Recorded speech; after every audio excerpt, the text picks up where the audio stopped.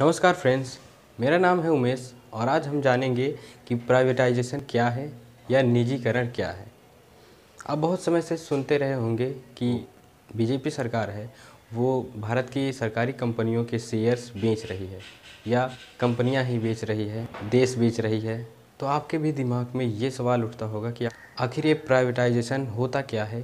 तो सबसे पहले मैं बता दूं कि देश में या विदेश में जो भी कंपनियां होती हैं, सभी कंपनियों का कोई न कोई मालिक होता है।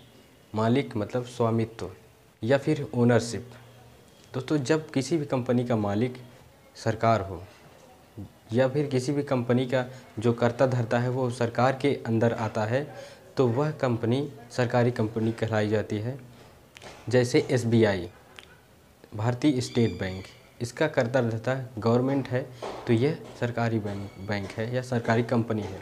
और जब कोई कंपनी का मालिक कोई इंडिविजुअल पर्सन या कोई व्यक्ति हो, जैसे जियो का मालिक मिस्टर अंबानी जी हैं, तो वो एक प्राइवेट कंपनी है। और इसके साथ साथ जैसे आईसीआईसीआई। तो दोस्तों, आप समझते हैं ये प्राइवेटाइजेशन क्या है या फिर निजीकरण क्या है।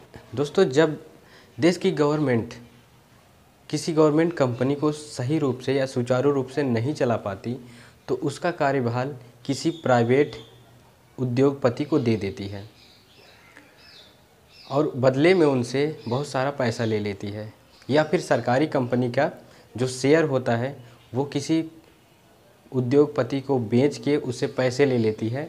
बाद में उन पैसों का हेल्थ केयर या एजुकेशन, बहुत सारी चीज़ों में उस पैसे को खर्च करती है। तब उस कंपनी का जो ओनरशिप होता है वो दो भागों में बँट जाता है। एक तो गवर्नमेंट का ओनरशिप होता है और एक दूसरी तरफ उद्योगपति का ओनरशिप हो जाता है। तब वो company public private sector company कहलाने लगती है। इसको हिंदी में अर्ध सरकारी कंपनियां भी कह सकते हैं। दोस्तों, निजीकरण यानी प्राइवेटाइजेशन से देश में लाभ भी होता है और हानि भी होती है। कुछ लोगों का कहना है कि जब देश में प्राइवेटाइजेशन को बढ़ावा दिया जाएगा तो देश में उन्नति आएगी और इकॉनमी बेटर होगी। और वहीं कुछ और लोगों का कहना है हर चीज़ का प्राइवेटाइजेशन नहीं करना चाहिए, क्योंकि जैसे हेल्थ केयर का अगर प्राइवेटाइजेशन कर देंगे तो नीचे तबके के लोग या मिडिल क्लास के लोगों के पास हेल्थ सुविधाएं नहीं पहुंच पाएंगी।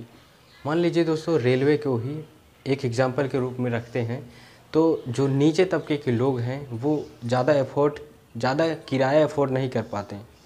तो अगर प्राइवेट सेक्टर में हो जाएगा तो उद्योगपति अपने अपने हिसाब से किराया का मूल्य रखेंगे, तो जो हो सकता है शायद गरीब लोगों के लिए या लोअर कास्ट फैमिली के लिए वो शायद अफोर्डेबल ना हो। दोस्तों, आपको अगर यह वीडियो हेल्पफुल लगा हो तो प्लीज़ वीडियो को लाइक करें, दोस्तों के साथ शेयर करें और चैनल को ज़रूर सब्सक्राइब करें। धन्यवाद।